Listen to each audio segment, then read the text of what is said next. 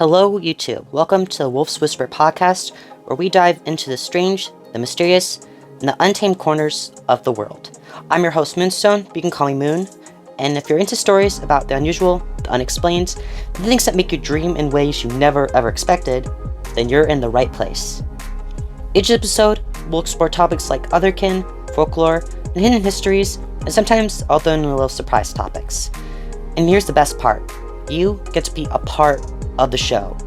Drop a comment with your thoughts or topic idea, and you might get a shout out at the end of a future episode. So when you hear a shout out, make sure to watch the episode till the end. Now, let's begin. Now, in today's episode, I'll be going over Otherkin and some of the history behind us. Yes, I said us because if you've been watching my channel from the very beginning, then you know that I myself am a white wolf Therian, but that's a story for another episode. Otherkin and therians have been around for a long time, though the way they've been perceived has changed throughout the years. While the term Otherkin, as we know it today, originated from the 1990s, the concept of people identifying with non-human beings goes back much further. Ancient cultures had shamans and spiritual practices that involved connecting with animal spirits, and sometimes even believing they were part animal themselves. I myself am related to Cherokee Indian tribe, so I am well aware of this history. The modern Otherkin community started and online in the early days of the internet, mostly around the mid-2000s, mainly with the elf and dragon role-playing forums, which some are still active today. Over time, it expanded to include therians, people who identify on a deeper level with real-world animals rather than mythical ones.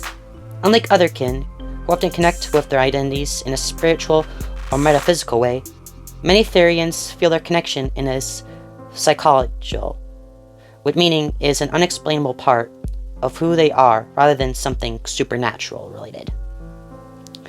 As the internet grew, so did awareness of these identities. Mainstream media, however, has often misread or misunderstood them.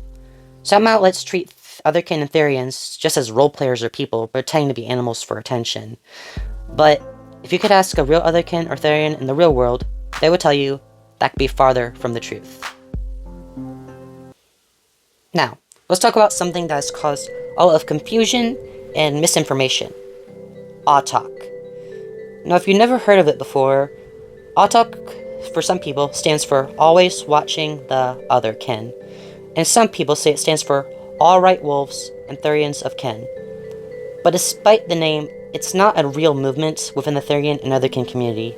Instead, it is something that has been largely exaggerated or even fabricated by outsiders who misunderstood what being Otherkin or Therian actually means.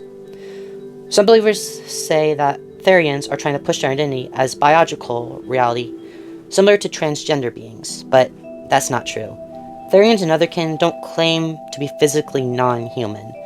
We know we are human, but we experience something deeper, whether it's a strong personal connection to an animal or a sense that we're meant to be something else. And some formations of AWTOK say that they kidnap therians and experiment on them. Some people also refer this as therian hunting. But in the real terms, therian hunters are mostly people who harass therians, make fun of them, or mistreat them in some way. So if you're a therian yourself, you probably know what I'm talking about.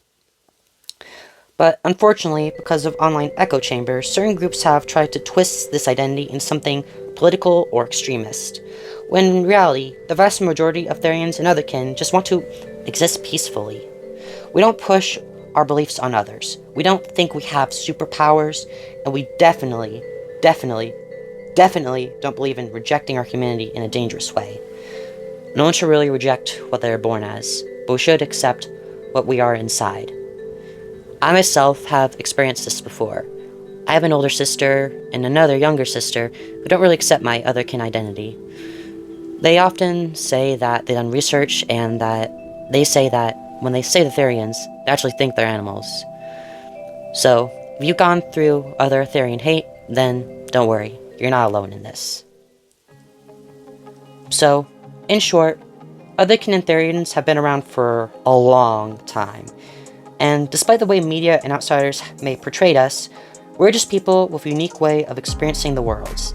If you enjoyed this episode, and want to hear more about Therian Appleby or Otherkin, or other strange and fascinating topics, make sure to leave a comment down below with your thoughts or any questions you may have. Remember, if you comment, you might just get a shout out in a future episode. Okay, thank you for tuning in to the first episode of the Wolf's Whisper podcast. Until next time, keep dreaming, keep exploring, and most importantly, stay possum.